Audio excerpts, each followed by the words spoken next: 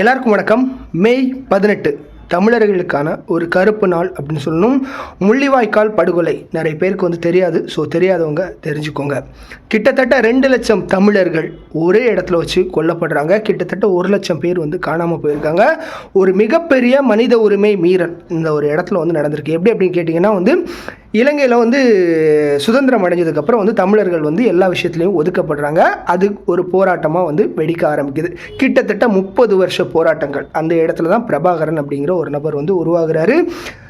மே 18. So நேரம் 30 வருஷத்தை கடந்து வந்துடும். அவ்வளோ வழிகளையும் கடந்து மே 18ஆம் தேதி என்ன நடக்குது அப்படின்னா, முள்ளிவாய்க்கால் அப்படிங்கிற ஒரு இடம். இந்த இடத்துல குண்டுலாம் நாங்கள் போட மாட்டோம். ஸோ நோ ஃபயர் ஜோன் அப்படின்ற ஒரு இடம். அதில் நீங்கள் சேஃபாக இருந்துக்கோங்க அப்படின்ற மாதிரி அறிவிக்கிறாங்க உலக நாடுகள் எல்லாமே. ஸோ எல்லோரும் சேர்ந்து அறிவிக்கிறாங்க.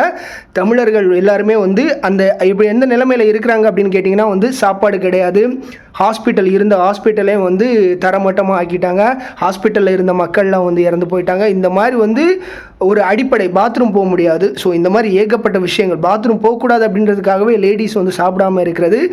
ஸோ இந்த மாதிரி ஒரு நிலையில் இருந்த மக்களை ஒன்று திரட்டுறாங்க. கிட்டத்தட்ட ஒரு 2 லட்சம் 3 லட்சம் பேரை அந்த முள்ளிவாய்க்காலுக்குள்ளே அடைக்கிறாங்க. ஒரு இடத்துக்குள்ளே அடைக்கிறாங்க.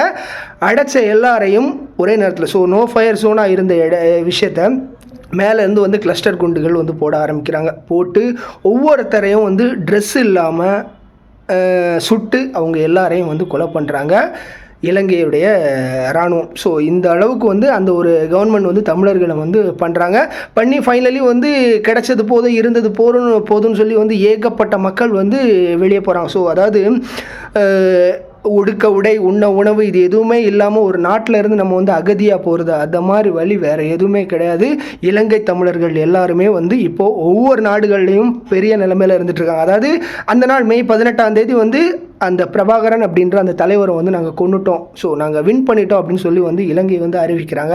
பட் ஆனால் நீங்கள் பிரபாகரனை அந்த இடத்துல கொண்டுட்டீங்க சரிதான். பட் லட்சக்கணக்கான பிரபாகரனை அந்த இடத்துல it's not end, it's beginning அப்படின்னு சொல்கிற மாதிரி லட்சக்கணக்கான பிரபாகரன்ஸை ஒவ்வொரு இடத்துலையும் வளர்த்து விட்டுருக்காங்க அப்படின்னு தான் சொல்லணும். இப்போ வரைக்கும் அதுக்கான போராட்டங்கள் நடந்துகிட்ருக்கு. அதுக்கான அந்த நீதியை மக்கள் கேட்டுட்டு தான் இருக்கிறாங்க. இந்த மே 18 அப்படிங்கிறது எப்போவுமே வரலாற்றில் அழியாத விஷயங்கள். ஒவ்வொருத்தங்களுடைய கண்ணு முன்னாடியே என்னுடைய அப்பா இறந்து போகிறாரு, என்னுடைய அம்மா இறந்து போகிறாரு, என் குழந்தை இறந்து போகுது, எனக்கு தெரிஞ்சவங்க கற்பழிக்கப்படுறாங்க. இந்த மாதிரி ஒரே இடத்துல இது எல்லாத்தையுமே பார்த்த மக்கள் தான் இப்போ உலகம் ஃபுல்லாக அதனுடைய நீதிக்காக இப்போ காத்துட்ருக்குறாங்க. ஒவ்வொரு மே 18ஆம் தேதியும் இதை நம்ம பார்த்துக்கிட்டு இருக்கோம் அப்படின்னு தான் சொல்லணும்.